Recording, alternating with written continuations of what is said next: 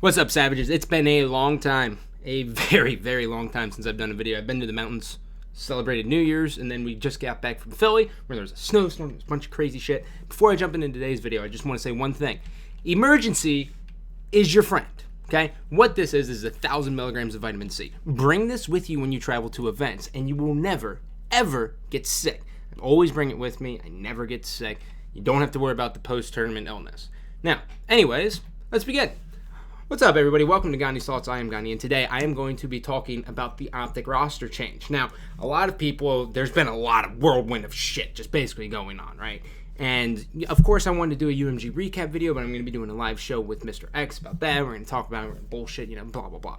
But, so let's talk about Optic. Now, everyone knows Optic did not have one of their best events at Philly, and they came back from Columbus, in which case they didn't have their best event there either. They went from top 16, they replaced J-Cap with Ricky going into this event, and now they get top 12. They lost to Elevate in a very close Game 5. In fact, 2 out of their 3 series, it went to a best of 5. It went to the 5th game, and they lost in the final round. They lost to FaZe, and then they lost to Elevate. Now, Elevate, Mr. Miyagi, you are a fucking savage, my friend. You absolutely destroyed that match.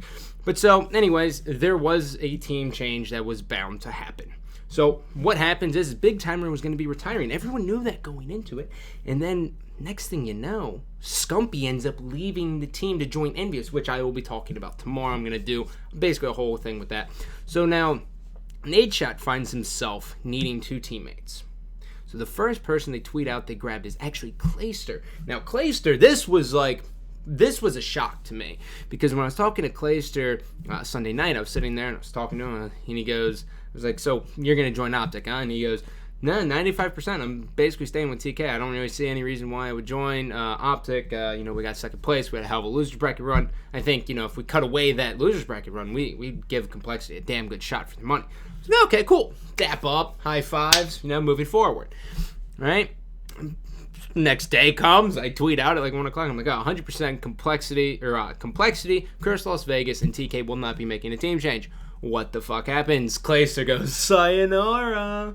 And he joins. So, Clayster, right away, you're going to say, well, Clayster's a lot better than Big Timer. Not to do a disservice to Big T. He's a great player. He's a good guy, great player. But Clayster's a lot better of an AR than Big T. Let's just go ahead and set that in stone.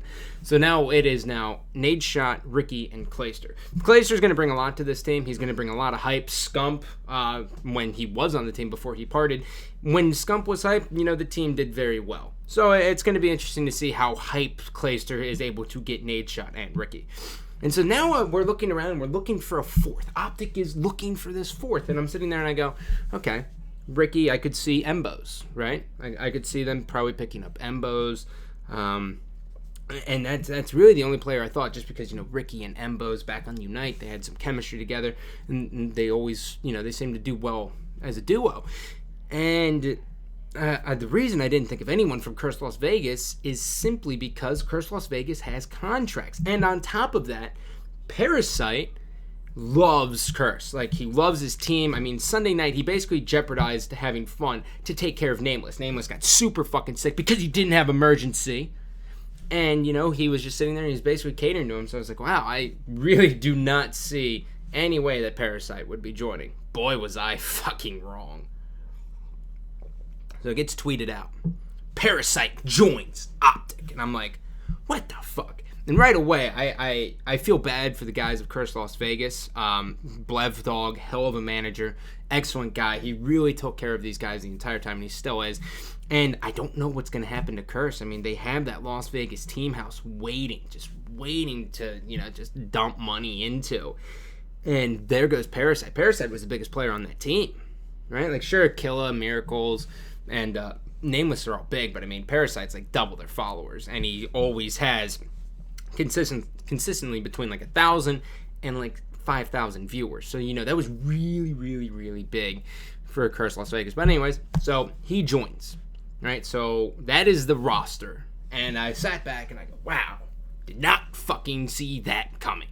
And the reason why I didn't see that coming is because, well, the first thing, Clay and Parasite, like, in case you guys, like, live under a rock and you don't really know about, like, the inner workings of, like, what players' mentality are, those two players never really got along with Nadeshot. It wasn't like all of a sudden, oh, hey, look, these guys are now friends. Going even into the event, like, sure, like, I think Parasite played, like, maybe 1 or 2 GBs with Nadeshot, but it was nothing fucking crazy, like, oh, yeah, we're best friends, right?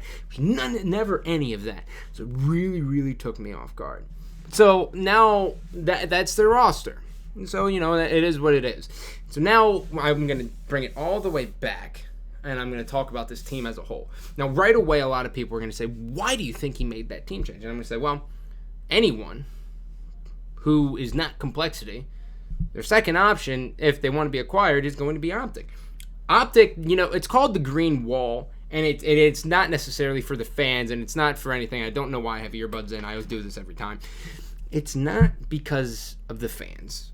I mean, it is, but the big thing is because Optic is a fucking money train, right? Like, basically, if you're Parasite and you're averaging like 4,000, 5,000 viewers, and then you bring in the Optic fan base too, I mean, you're looking at 9,000, 10,000 viewers. That's a lot of cost per ads, right? Like, it's a lot of CPM basically being thrown your way, and you got the YouTube, you got the followers, you have everything you need there. So it is what it is. It does make logical sense. It still just really took me off guard. But so let's talk about this team as a whole.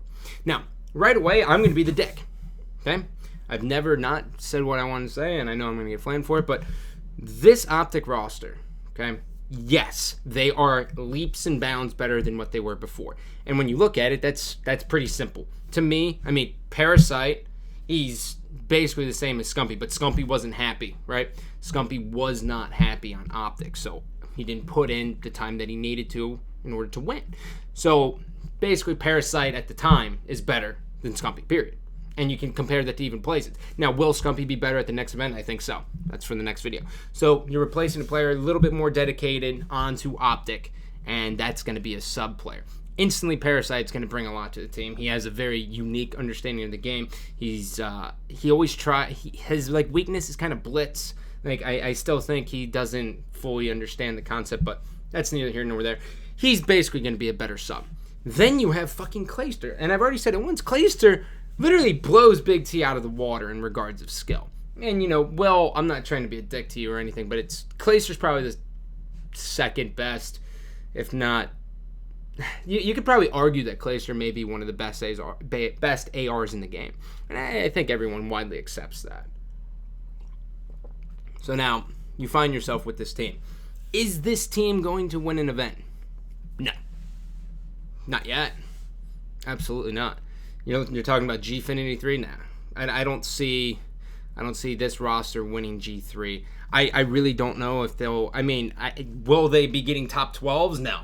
Like, the Optic fans out there, you guys are going to be happy because they're going to be in the tournament much longer, right? I mean, really, since Anaheim, they've only had essentially one good event. And that was at Full Sail out of 4 teams where they took second, right? So you're going to basically be sitting there and saying to yourself, oh, wow, I get to enjoy the tournament a little bit longer because they're actually going to be in it. I think this team will probably float around anywhere from 4 to 8. I think 4th all the way to 8th is really going to be their homestead. I mean, there's 2 other teams you got to worry about. One, who is TK going to pick up, right? Like, we still don't know about that. Where is Embo's going to find his team? Justice broke up. TK, again, like, just to reiterate it, still no 4th. There's so many other things there. But when I look at just the formula here, then the reason why I don't think Optic will ever beat Complexity is because when you just take the simple matchups, right? Krim is going to outshoot Nade, right? Aches is going to outshoot Parasite. And TP is going to outdo Ricky. And then you have the 2 ARs. And that battle's a little bit more fair, but really looking at it, Optic kind of gets outshined in every aspect of it. Now, of course, there's a lot of things that can change. Obviously, you have teamwork, you have clutch factor, everything like that, but based solely on raw gun skill, Optic's going to get blown out of the water. Yeah, they may take a game here or there, but I don't see Aches personally losing to Optic. I can see Aches losing to TK. I can see Aches losing to Curse Las Vegas. I just don't think it's ever going to be Optic. So anyways, everyone should be happy, right? Like, I'm actually super pumped to actually watch this team play because there's a lot of clashes of personalities here, right? Like, you have Nadeshot. can be sitting next to Parasite, who's sitting next to Clayster, right? Like, it took TK by surprise how, pumped and how pissed off Clayster can get on the drop of a dime. And it's just because Clayster's very passionate about winning. So it's going to be very unique to see two players who get super pissed off at the drop of a dime play with a player like Ricky and a player like Nate Shot online for the first month. I think it's going to be basically like the most pure form of Raw entertainment. But other than that, I love you, but I don't love you. Take it easy.